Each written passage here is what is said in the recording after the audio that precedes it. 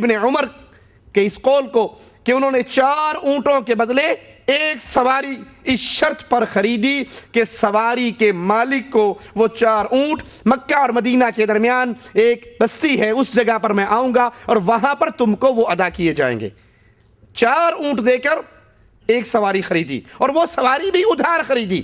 تو جانوروں کے اندر اگر کمی بیشی ہو اور ادھار کا معاملہ ہو تو صحابہ کرام رضوان اللہ علیہم اجمعین کی بیان کردہ احادیث اور ان کے آثار اس سے ثابت ہوتا ہے کہ یہ جائز ہے۔ سیدنا رافع رضی اللہ عنہ وارضاہ نے 2 اونٹوں کے بدلے 1 اونٹ خریدا، ان میں سے ایک تو 2 کے بدلے 1 خریدا، وہ جو 2 تھے ایک تو اس کو اسی وقت دے دیا اور ایک اسے کہا دوسرا اونٹ میں انشاءاللہ کل تیرے تک پہنچاؤں گا۔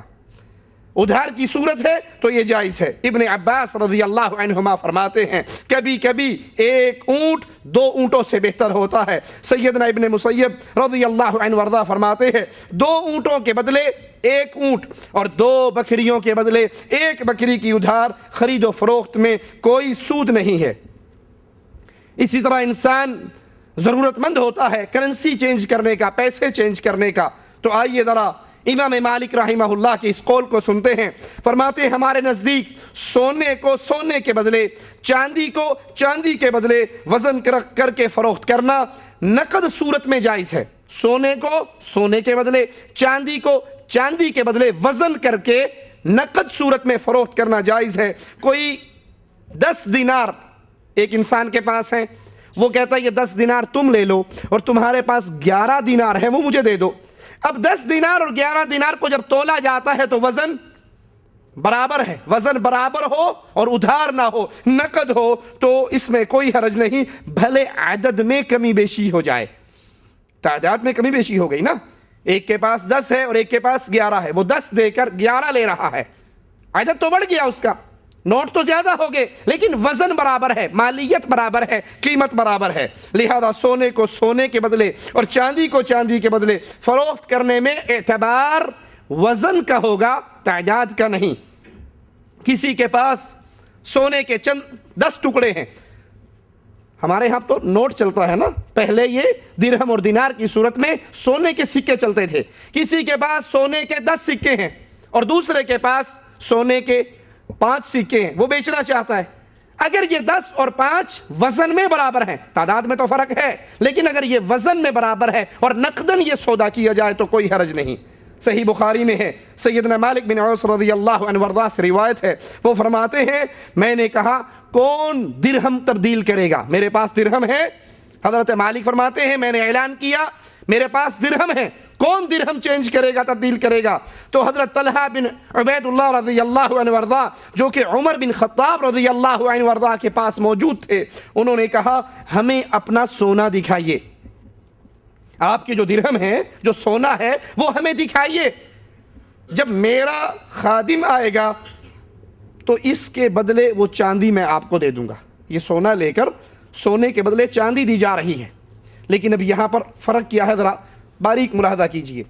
اپنا سونا ہمیں دیجئے، دکھائیے، جب میرا خادم آئے گا تو پھر میں آپ کو اپنی چاندی آپ کے حوالے کر دوں گا۔ تو عمر بن خطاب رضی اللہ عنہ وارضاہ کہنے لگے اللہ کی قسم ہرگز نہیں، اللہ کی قسم ہرگز نہیں، یا تو اس کی چاندی ابھی اس کو واپس کرو، اس کی چاندی سونا لے کے تم چاندی دے رہے ہو تو یہ نہیں ہو سکتا کہ تم سونا اپنے قبضے میں لے لو اور چاندی میں ادھار کر لو، یا تو اس کی چاندی اس کو ابھی دے دیجئے یا ان کا سونا ان کو ابھی واپس لوٹا دیجئے، کیونکہ میں نے رسول اللہ صلی اللہ علیہ وسلم سے سنا تھا آپ نے فرمایا چاندی سونے کے بدلے سود ہے الا یہ کہ ہاتھوں ہاتھ ہو، نقد ہو۔ اگر اس میں ادھار ہوگا تو اللہ کے نبی علیہ السلام فرماتے ہیں چاندی سونے کے بدلے سود ہے الا یہ کہ 1 ہاتھ سے دو اور 1 ہاتھ سے لو، گیہوں کے بدلے گندم کے بدلے سود ہے الا یہ کہ 1 ہاتھ سے دو اور 1 ہاتھ سے لو، جو کے بدلے سود ہے، کھجور کے بدلے سود ہے الا یہ کہ 1 ہاتھ سے دو اور 1 ہاتھ سے تم لو۔ اس میں ادھار رسول اللہ صلی اللہ علیہ وسلم کی حدیث کے مطابق جائز نہیں۔ حضرت طلحہ بن عبید اللہ کو چونکہ اس حدیث کا علم نہ تھا، حضرت عمر رضی اللہ عنہ وارضاہ کے بتانے پر انہوں نے تبدیلی کے اس ارادے کو بدل دیا۔ لیکن حدیث کی روح سے کرنسی چینج کرنے کا ہمیں ثبوت ملا کہ اگر کسی کے پاس 10 ٹکڑے سونے کے ہیں اور وہ 5 ٹکڑوں کے بدلے بدلنا چاہتا ہے، تعداد میں فرق واقع ہو گیا لیکن مالیت ان کا وزن برابر ہے، تو اس میں کوئی حرج نہیں۔ صحیح بخاری میں سفیان بن عیینہ وہ عمر سے، وہ ابو المنہال سے روایت کرتے ہیں، انہوں نے فرمایا میرے شریک کار نے موسم حج تک ادھار چاندی فروخت کی، پھر میرے پاس آ کر مجھے خبر دی تو میں نے کہا ایسا کرنا درست نہیں۔ اس نے جواب میں کہا کہ میں نے تو بھرے بازار کے اندر یہ چیز سیل کی ہے، فروخت کی ہے، کسی نے میرے اوپر تنقید نہیں کی اور کسی نے مجھے نہیں روکا، کسی نے مجھے نہیں سمجھایا، میں نے بھرے بازار کے اندر یہ چیز فروخت کی ہے۔ تو وہ کہنے لگے کہ اس طرح کرنا جائز نہیں۔ پھر میں براء بن عازب رضی اللہ عنہ وارضاہ کے پاس آیا اور ان سے یہ مسئلہ دریافت کیا تو انہوں نے بھی یہی فرمایا کہ اللہ کے نبی صلی اللہ علیہ وسلم مدینے تشریف لائے، ہم اس طرح کا کاروبار کیا کرتے تھے، ادھار پر چاندی کو بیچ دیا کرتے تھے۔ تو رسول اللہ صلی اللہ علیہ وسلم تشریف لائے تو آپ نے فرمایا جو ہاتھوں ہاتھ نقد ہو اس میں کوئی حرج نہیں، اور جو ادھار ہے وہ سود ہے۔ جو ہاتھوں ہاتھ نقد ہو اس میں کوئی حرج نہیں، لیکن جو ادھار ہے وہ سود ہے۔ حضرت زید بن ارقم کے پاس جاؤ، وہ مجھ سے بڑے تاجر ہیں، ان سے جا کر پوچھو۔ تو یہ کہتے ہیں میں پھر زید بن ارقم رضی اللہ عنہ وارضاہ کے پاس گیا، ان سے سوال کیا تو انہوں نے بھی اس کا یہی جواب دیا۔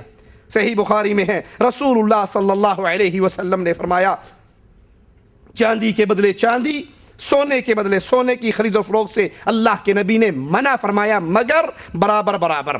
اگر سونا دے کر آپ سونا لے رہے ہو اور وزن میں برابر ہے تو کوئی حرج نہیں، چاندی دے کر چاندی لے رہے ہو وزن میں برابر ہے تو کوئی حرج نہیں۔ یہاں سونے اور چاندی کی خرید و فروخت پر اعتبار وزن کا ہے، تعداد مختلف ہو جائے تو کوئی حرج نہیں۔ اور ہمیں حکم دیا کہ ہم چاندی کے بدلے سونا اور سونے کے بدلے چاندی جس طرح چاہیں خریدیں۔ صحیح بخاری میں ہے کہ رسول اللہ صلی اللہ علیہ وسلم نے سونے کو چاندی کے بدلے ادھار فروخت کرنے سے منع فرما دیا، سونے کو چاندی کے بدلے ادھار سیل کرنے سے، فروخت کرنے سے منع کیا۔ اب یہ حدیثیں آپ نے سنی، آئیے دیکھتے ہیں ان حدیثوں سے کیا باتیں ہماری سمجھ میں آئی۔ چاندی کو نمبر 1، چاندی کو چاندی کے بدلے اور سونے کو سونے کے بدلے تبدیل کرنا جائز ہے بشرطی کہ تبدیلی بالکل برابر ہو اور ہاتھوں ہاتھ ہو، نقد ہو۔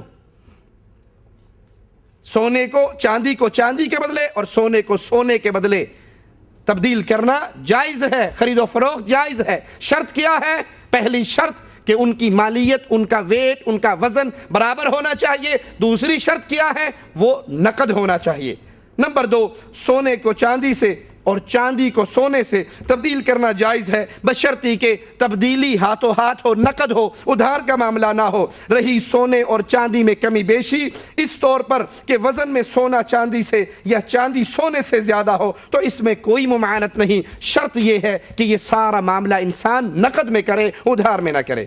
سونا سونے کے بدلے یا چاندی چاندی کے بدلے یا سونا چاندی کے بدلے یا چاندی سونے کے بدلے خریدنے اور فروخت کرنے میں ادھار مطلقاً جائز نہیں۔ آپ نے سودا کیا، 10 گرام سونا دے رہے ہیں، اس کے بدلے میں آپ چاندی لے رہے ہیں، تو اگر ایک چیز ادھار ہے تو یہ آپ کا یہ سودا فاسد ہے، یہ سودا درست نہیں ہے۔ اگر دونوں چیزیں آپ کے پاس موجود ہیں اور دونوں اپنی ملکیت میں، اپنے قبضے میں لے لیتے ہیں تو وہ درست ہے۔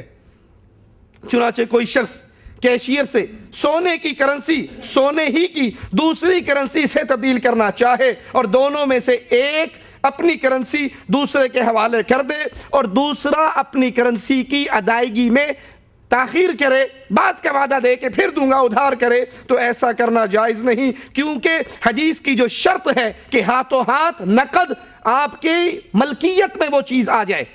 آج کل جتنا کاروبار ہوتا ہے وہ ملکیت کے بغیر ہی ہوتا نا، پیپر کے اوپر۔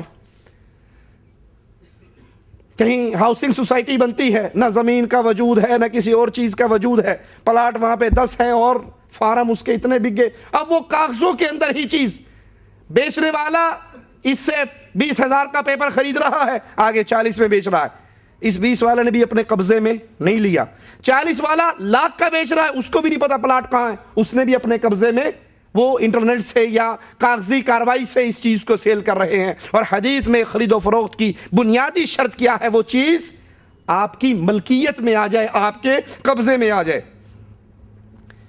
ان تمام باتوں کے ساتھ مسلمان کے لیے ایک بنیادی بات وہ کیا ہے کہ شبہات سے دور بچے، دور بھاگیں، شبہات سے بچیں۔ جو چیز واضح، دو ٹوک، اوپن، کھلی ہوئی، واضح حلال نظر آ جائے، اس کے اندر جس طرح مرضی تصرف کریں، خریدیں، بیچیں، لیکن جہاں پر شک و شبہات ہو، جہاں پہ معاملات چھپے ہوئے ہو، تو وہاں سے اپنے آپ کو دور رکھیں۔ صحیح بخاری میں ہے، حضرت نعمان بن بشیر رضی اللہ عنہ وارضاہ سے روایت ہے، وہ فرماتے ہیں میں نے رسول اللہ صلی اللہ علیہ وسلم کو فرماتے ہوئے سنا، بے شک حلال واضح ہے۔ جو حلال چیز ہے اس میں کوئی شک ہے؟ اسی طرح بے شک حرام واضح ہے، حلال بھی واضح ہے۔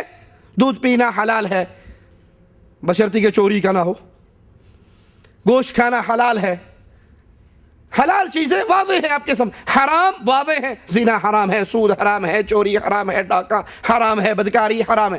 حرام بھی واضح ہے اور حلال بھی واضح ہے، اور ان دونوں کے درمیان کچھ امور مشتبہات ہیں، کچھ امور چھپے ہوئے ہیں جو نہ واضح حلال ہے نہ واضح حرام ہے۔ تو ان کے بارے میں کیا اللہ کے نبی فرماتے ہیں بہت سارے لوگ ان کو نہیں جانتے۔ جو ان امور سے بچا رہا اس نے اپنے دین اور اپنی آبرو کو بچا لیا۔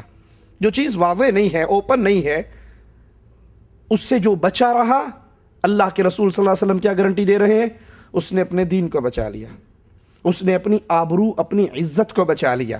اور جو ان امور میں پڑ گیا وہ حرام میں جا واقع ہوا، بالکل اس چرواہے کی طرح جو اپنی بکریاں دوسری زمین والے کے کنارے کنارے پہ چلا رہا ہے۔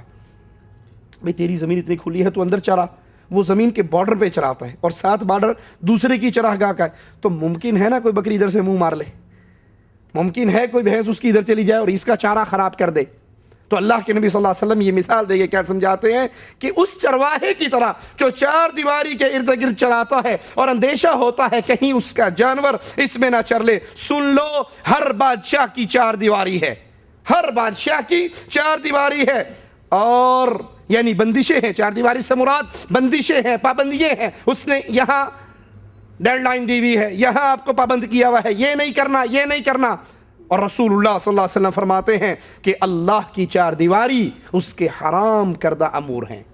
جن کاموں پہ اللہ نے آرڈر کر دیا یہ حرام ہے، یہ نہیں کرنے، یہ واضح، یہ اللہ کی طرف سے حدود ہیں، یہ پابندیاں ہیں، یہ چار دیواری ہیں۔ اور سن لو، جسم میں گوشت کا ایک ٹکڑا ہے، جسم میں گوشت کا ایک ٹکڑا ہے، جب وہ ٹھیک ہو تو سارا جسم ٹھیک ہوتا ہے، اور جب وہ خراب ہو جائے تو سارا جسم خراب ہو جاتا ہے، اور وہ دل ہے۔ دل ٹھیک ہے ساری چیز ٹھیک، دل خراب ہے ساری چیز خراب، پورا جسم برباد۔ اسی لیے آتا ہے نا کہ کسی چیز کے بارے میں اپنے فتویٰ لینا ہو تو دل بہت بڑا مفتی ہے، اپنے دل سے پوچھو۔ جب گناہ کا سوال کیا گیا، گناہ کیا ہے، تو فرمایا جو تیرے دل کے اندر دھڑکن پیدا کرے، کہ اگر لوگوں کو پتہ لگ گیا یہ کیا ہو جائے گا، اپنا دل تجھے بتائے گا، تیرا اپنا ضمیر بول کر بتائے گا کہ یہ کام یہ غلط ہے۔ جو چیز تیرے دل میں کھٹک جائے اس سے بچ جاؤ۔ آپ نے فرمایا یہ دل ٹھیک، پورا جسم ٹھیک، یہ دل فاسد ہو گیا تو پورا جسم فاسد ہو جاتا ہے۔ حلال و حرام بالکل دو ٹوک واضح ہیں، ان کے درمیان والے امور سے بچیے اور شریعت کا علم حاصل کیجئے۔ کچھ لوگ کہتے ہیں جی فلاں مولوی صاحب نے فتویٰ دے دیا، اب سمجھ آ بھی گیا کہ اس کا فتویٰ قرآن اور حدیث سے ٹکرار، کہتا جی ساڑی سر دردی تے نہیں نا، اب اس کا فتویٰ ٹکرا رہا ہے قرآن حدیث سے، مجھے سمجھ آ بھی گیا، لیکن ہم تو اس کا فتویٰ مانیں گے کیونکہ میرے دل کی مرضی اس میں پوری ہوتی ہے۔ جو چیز واضح ہو جائے حلال اور حرام، اس کے درمیان والے امور سے اپنے آپ کو بچائیے۔ اس سود خوری کے نقصانات کیا ہے؟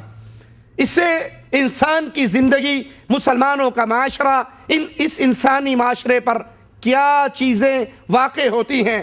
سود خور کی طبیعت میں بخل، کنجوسی، سخت دلی، مال کی بندگی اور مادیت کی ہوس بھر جاتی ہے۔ سود خور، سود لینے والا کیا خیال ہے دل کا سخی ہوتا ہے؟ وہ دل کا سخی نہیں ہوتا، وہ تو بنیا ہوتا ہے، بنیا گن گن کے رکھتا ہے، اتنے کم ہو گئے اتنے زیادہ ہو گئے، اتنے کم ہو گئے اتنے زیادہ ہو گئے۔ مسلمان دل کا سخی ہوا کرتا ہے، مسلمان کا سینہ کھلا ہوا کرتا ہے، مسلمان سکون کی نیند سویا کرتا ہے، اور سود خور بخیل ہو جاتا ہے، کنجوس ہو جاتا ہے، مال کی بندگی اس کو سب کچھ کروا دیتی ہے۔ جب اس کا مقصود ہی مال کو بڑھانا ہے، وہ کسی بھی صورت میں ہو، تو پھر اس کے دل